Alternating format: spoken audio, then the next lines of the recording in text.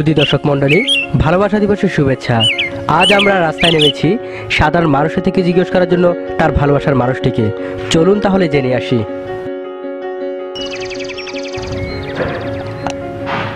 আজ ভালোবাসা দিবস, আপনার ভালোবাসার মানুষটিকে কেন?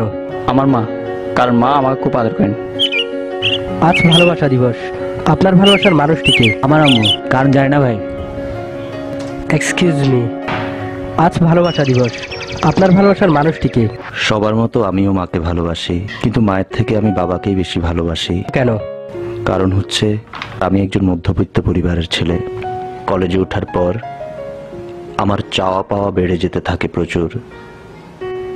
প্রথমে মোবাইল কিনে দেওয়ার জন্য বাসায় বললাম, কিনে দিবে না বলাতে মায়ের উপর খুব রাগ হলো আমার, খুব বেশি ঝগড়া করলাম।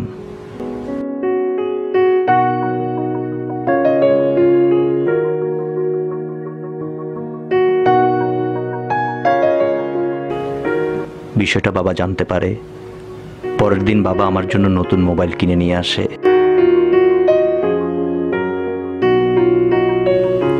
মোবাইল পাওয়ার পর আমার একটা প্রেমিকা হয়, তার সাথে ঘুরতে যেতাম, ফোনে কথা বলতাম প্রচুর।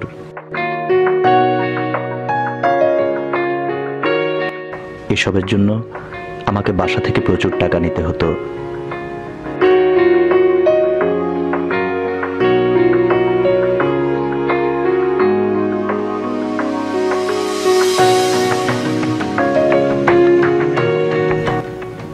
একদিন আড্ডা দিচ্ছিলাম বন্ধুদের সাথে, হঠাৎ এক বন্ধু সুন্দর একটা বাইক নিয়ে এসে হাজির হয়। তার বাইক দেখে আমার খুব বাইক কেনার ইচ্ছা হয়।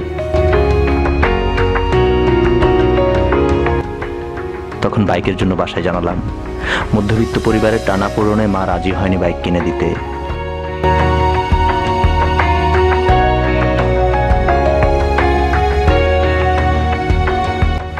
তাই রাগ করে দুদিনের জন্য বন্ধুর বাসায় চলে গেলাম।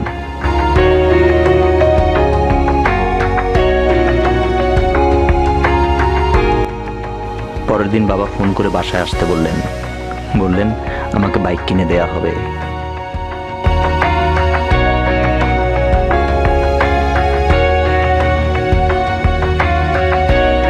বাইক কিনে বন্ধুদের সামনে হাজির হয়েছিলাম।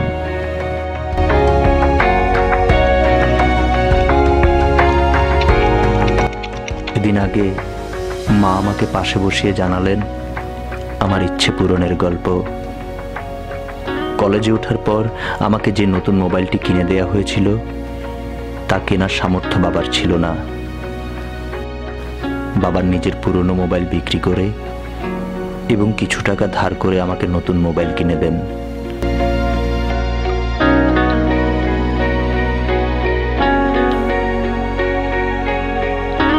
তখন দিনে আমার অনেকগুলো টাকা খরচ হতো।